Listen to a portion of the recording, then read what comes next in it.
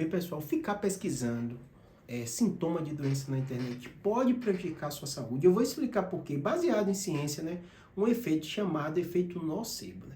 O que que acontece, né? Eu vou começar explicando a lógica por trás disso, depois você vai entender o risco de você ficar pesquisando, em especial o paciente que é exagerado em busca de sintoma, como aquilo pode prejudicar a sua saúde, saúde física, não estou falando só de saúde mental não, né? Então o que que acontece, né? Toda vez que um paciente é muito preocupado, é muito ansioso, né, ele já tem noção que ele é prejudicado por querer saber de mais doenças. Porque normalmente ele tem uma experiência prévia da vida que ele achou que estava um câncer, não era, achou que estava infartando, não era.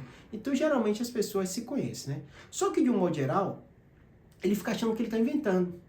Ou ele fica meio que se culpando, né? Poxa, porque eu sinto isso. E eu gosto de explicar a base científica por trás disso. O efeito nocebo não é algo, eu acho que é o pior. Não. Eu vou começar explicando o efeito placebo. O efeito placebo seria, entre aspas, bom. O que seria a parte boa? Se eu te der uma coisa, que seja uma pílula de farinha, e te diga assim, ó, toma isso aqui que você vai melhorar. Se você acredita em mim, toma, você vai sentir melhor. E a ciência comprova o efeito placebo. Tem estudos científicos mostrando. Pra vocês terem ideia como é uma coisa recente, já se sabia há muito tempo, né? Desde a época de Paulo já tinha um relato, né? Por o fato da pessoa acreditar, aquilo melhorava, só que a gente não entendia direito que funciona, né? Foi feito de forma padronizada na década de 40, né? Com essa nomenclatura, com estudos mostrando, revolucionou a pesquisa científica, porque hoje toda pesquisa que envolve remédio vai ter que ter um remédio placebo, que entre aspas vai enganar a pessoa para saber o efeito dessa enganação e sentir melhor e comparar que o remédio com o princípio ativo realmente ele funciona e não é só o efeito placebo daquele princípio ativo, né? Vocês entenderam mais ou menos a lógica, né? E o que que acontece? Década de 40 se provou até com, da minha área, né? Que é com a parte da paciente com dor de cabeça, em que o enxaqueca, né? Eles fizeram um teste e viram que só de você dar uma pílula de açúcar, de farinha, dizendo que aquilo funciona, a pessoa se sente melhor, comparado com quem não tomou nada, né?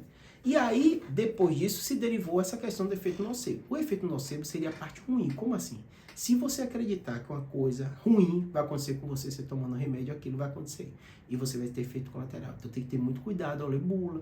Não é todo mundo, né? Eu sempre falo, informação é melhor que desinformação.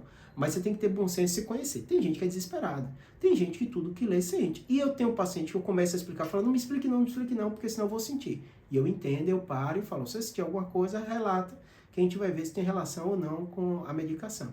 E no caso de sinal e sintoma é a mesma coisa. Se você ficar lendo sobre doença, tem uma chance grande de você sentir.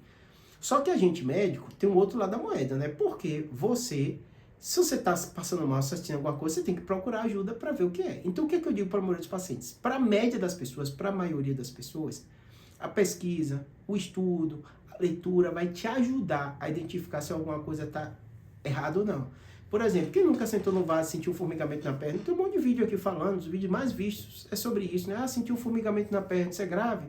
Não, você está sentado, ficou deitado muito tempo, às vezes quem bebe fica numa posição estranha, o braço formiga, e você se orienta, às vezes se acalma, né? A maioria das vezes, né? Um desmaio, qual pode ser a causa e tal. Mas existem pessoas que o que quer que leia, a vista dela é olhar só o exagerado. Então, se ela está tonta, é um câncer. Se ela está com isso, então ela vai sempre no exagero. Eu tenho um vídeo de todos os tipos aqui. Uma tontura pode ser um câncer? Pode, mas não é mais comum, entendeu? Então, você teve sinal e sintoma, pense. É bom pesquisar, é bom estudar. Se você for muito desesperado, às vezes é melhor você ir no médico sem ler muita coisa, porque senão você vai exagerar daquele sintoma, vai piorar mais ainda, tá bom? O mais importante é o quê? Informação para mim sempre é bom. Concordo, tanto que eu tenho muito vídeo aqui falando de sinal e sintoma, extensivo, desde doença grave a doença simples que um sinal e sintoma pode dar, mas se conheça, porque tem pessoas que esse efeito nocebo tem um impacto muito grande na vida dela, que qualquer coisa que ela tem, ela começa a sentir, ela para a vida pensando naquilo, e o ideal é o quê? Procure ajuda.